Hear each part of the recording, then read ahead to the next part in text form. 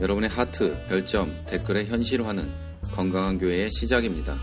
누르고 들으시는 정성을 기대합니다. 안녕하세요. 커피 브레이크 최문기 목사입니다. 좋은 화요일 아침 맞이하고 계십니까? 무더운 어젯밤은 잘 주무셨나요? 좋은 꿈 꾸셨나요? 아침은 잘 드셨나요? 이런 인사들 사람들 다 하는 인사니까 저도 한번 해보고 싶었어요. 교회에서는 맨날 사랑합니다, 샬롬 이런 인사만 하잖아요. 그래서 저희 교회에서는 교회에서 이렇게 서로 인사를 나누잖아요. 이렇게 서로 얼굴 보면서 인사도 하고 하라 그럴 때 저희 교회에서는 어떤 멘트를 시키지를 않아요. 그래서 그런지 좀 어색해도 하고 이러죠. 사랑합니다 해보세요. 그럼 사랑합니다를 다 할 텐데 그런 걸 안 시켜서 그렇습니다. 오늘 아침 여러분 직장에 출근하고 계시거나 또 가정에 계시는 분 또는 학교에 가고 계시는 분, 방학이라 아닌가요? 어쨌든 학원에 가시든 어딜 가시든 나가고 계시는 분이 계시면 여러분 가시는 그곳에서 좋은 인사 주고받으면서 하루를 시작했으면 좋겠습니다. 저도 오늘 밝은 목소리로 한번 좋은 하루 시작해 보려고 합니다. 지금부터 7월 22일 화요일 크리스찬 TV 커피 브레이크 방송 시작하겠습니다. 이 방송을 듣고 계시는 분들의 이 연세들이 어떻게 되는지 모르겠지만요. 제가 알기로는 꽤 연세들이 높으세요. 처음에 생각할 때는 이런 팟캐스트 방송을 들으시는 분들이 연세라고 부르기 어려운 나이가 어린 젊은 청년들이라고 생각을 했었어요. 그런데 젊은 청년들은 안 듣더라고요. 제가 아는 가장 나이 어린 분이 꼭 되시는 분이 듣는 걸로 알고 있어요.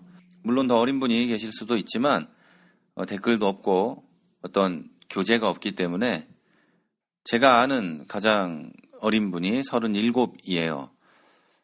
제가 왜 이 말을 하냐면요. 이렇게 연세들이 높다 보니까 신앙생활들도 굉장히 오래 하셨을 거예요. 그리고 그 긴 신앙생활 동안에 여러 경험들을 하셨을 거라는 거죠. 그리고 또 그 긴 신앙생활 가운데 여러 가지를 깨달으셨으리라 생각이 돼요. 예를 들면 이런 거죠. 기도 아무리 해도 크게 응답되는 것이 없더라. 그러니까 내 몸에 와닿게 응답되는 것은 없더라. 그런데 뒤돌아서서 보니까 하나도 응답되지 않은 것도 없더라. 다 은혜더라. 이런 거죠. 이게 신앙생활을 오래오래 하신 분들이 경험하게 되는 그런 진리 가운데, 깨닫게 되는 진리 가운데 하나죠.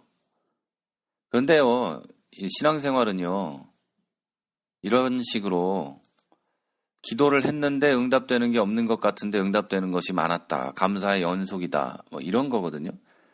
그럼 이게 역설이에요.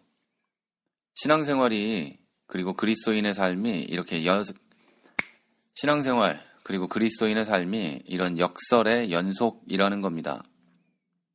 이 성경에 약속된 그 많은 복을 다 누리면서 살 것 같은데요. 그렇지도 않고 그렇다고 복을 누리지 못하는 것도 아니라는 말이에요.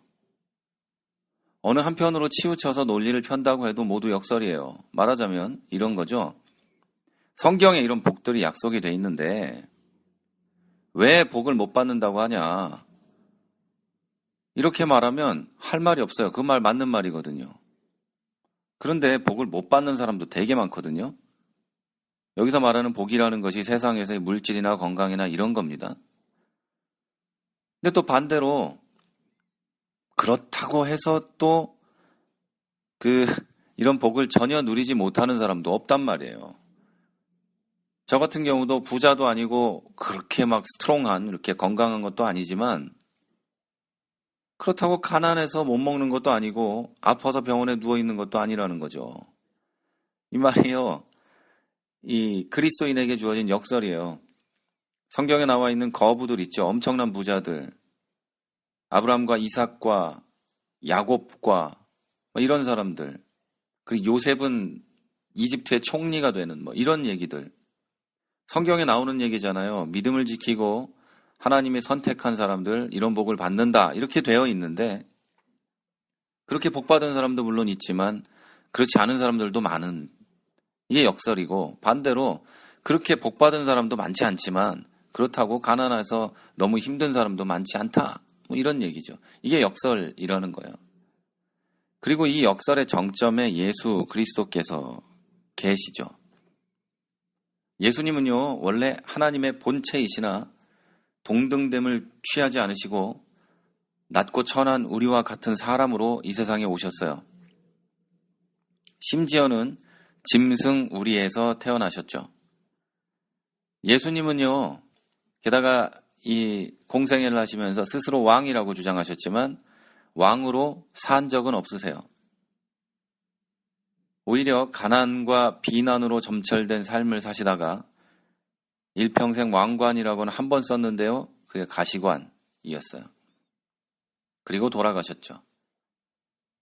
그런데 역설적이게도 그 비참한 삶이 우리를 구원했어요. 여러분, 하나님의 본체이신 예수 그리스도께서 낮고 천한 우리를 위해 이 땅에 우리의 모습으로 오셨고, 그런 비참한 삶과 비참한 죽음이 우리를 구원하셔서 우리를 왕 같은 제사장을 만드셨다는 거예요. 이것이 역설 중에 역설이죠. 마태복음 5장부터 7장까지는요, 이런 이야기들이 써 있어요. 이 왕이신 예수님이 설교, 또 다른 표현으로 하면 이 취임 연설을 하는 부분이거든요. 왕이신 주님이 다스리실 세상에서 어떻게 살아야 하는지를 직접 말씀하신 부분이에요. 너희는 이렇게 해야 된다. 이렇게 해야 된다. 이 부분이 바로 마태복음 5장부터 7장이죠.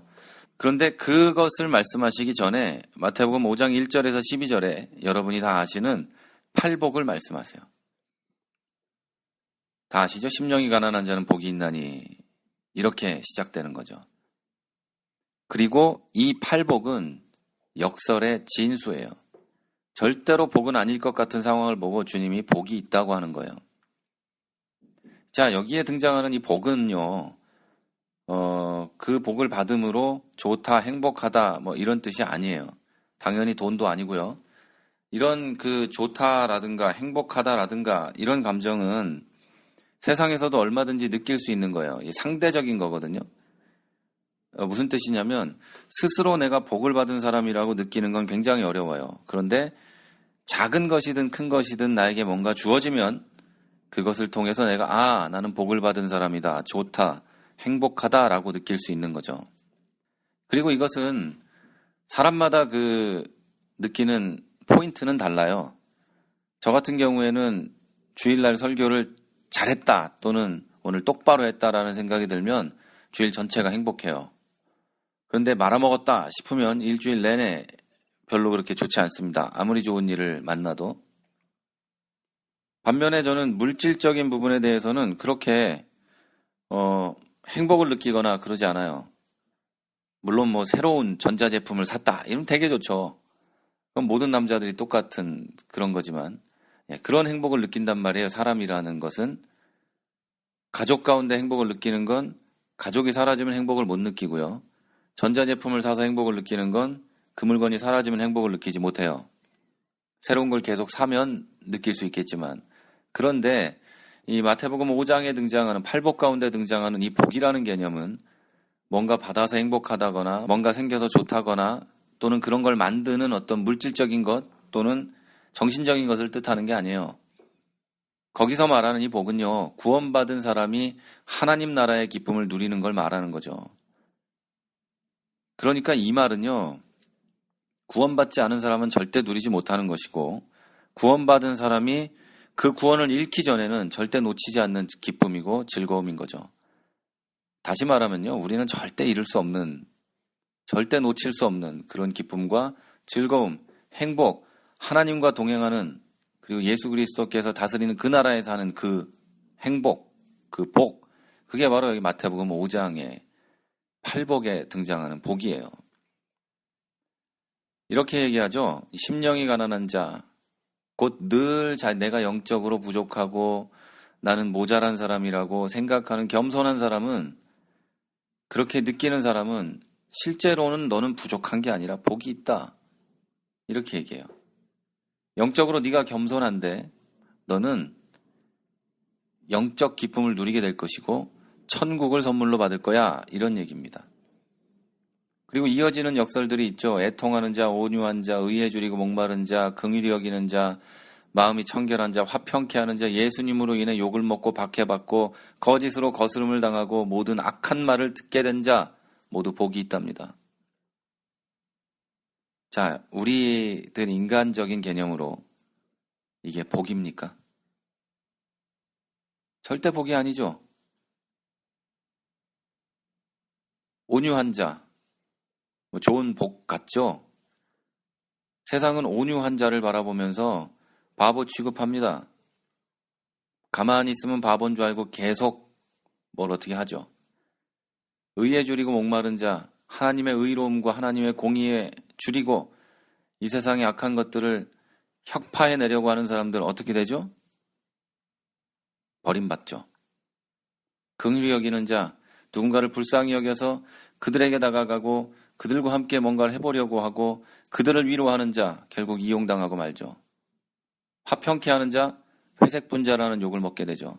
예수님 때문에 욕을 먹고 박해받고 거짓으로 거스름당하고 모든 악한 말을 듣게 되는 자, 이 세상에 무슨 복이 있겠어요. 결국은 맞아 죽거나 또는 너만 예수 믿냐? 저런 개독교 예수쟁이 평생 이런 욕만 먹고 있는데요. 세상의 눈으로는 절대 복이 아니에요. 그런데 그게 모두 성경적으로는 복이 있답니다. 그런데요, 어떻게 이런 게 복일 수 있을까요? 어떻게 복이 있다고 말을 할까요, 성경은? 그 모든 것의 핵심은 맨 앞에 얘기했던 예수 그리스도께서 왕이셨다, 왕이다 라는 것에 있어요.